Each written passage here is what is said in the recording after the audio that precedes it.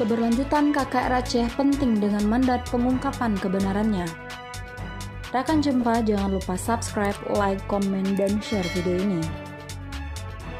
Diberitakan dari Jakarta, dalam momentum memperingati 16 hari anti kekerasan terhadap perempuan atau HAKTP, KKR Aceh kembali mengunjungi dan memberi rekomendasi terkait usulan program kegiatan bersama sebagaimana ruang lingkup kerjasama atau MOU kepada Komisioner LPSK RI di kantor LPSK Jalan Raya Bogor, Jakarta 6 Desember 2024. Komisioner KKR Aceh Sarli Maidelena mengatakan bahwa syarat penting untuk bisa mendapatkan akses layanan pemulihan dari LPSK adalah hal penting untuk dicarikan solusi, mengingat korban yang diambil pernyataan oleh KKR Aceh bukanlah korban pelanggaran HAM berat yang ditangani Komnas HAM. Ia menuturkan korban yang diambil pernyataan ini berada di 17 kabupaten kota di Aceh.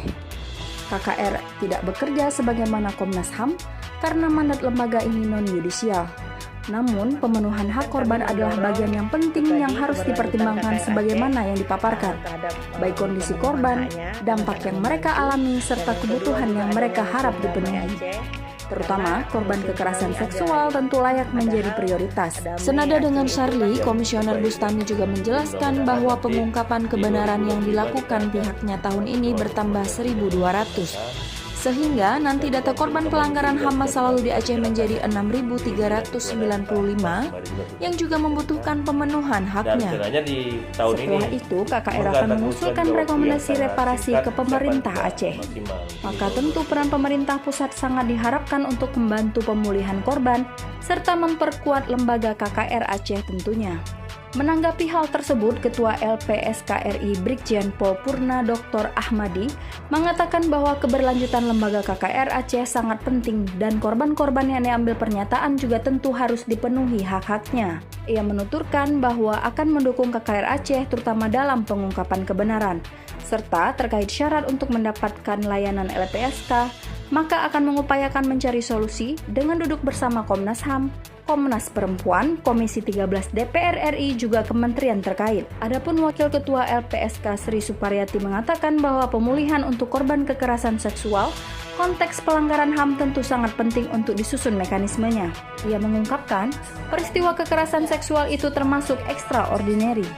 Jadi, peristiwa yang tidak boleh diabaikan dan harus membangun mekanisme khusus bersama-sama. Sri Nur Herwati juga sepakat untuk duduk kembali terkait syarat mengakses layanan LPSK.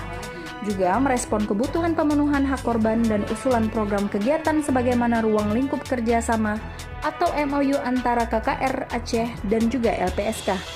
Di akhir kegiatan, Ketua LPSK RI juga menyampaikan penegasan akan dukungan terhadap lembaga KKR Aceh karena lembaga ini sangat penting dengan mandat pengungkapan kebenaran. Dalam rangka Hari Internasional HAM, maka pada kesempatan ini juga kami menyampaikan mendukung kinerja KKR Aceh dalam rangka pengungkapan kebenaran. Dan untuk itu kerja kolaborasi kita semua sangat diperlukan.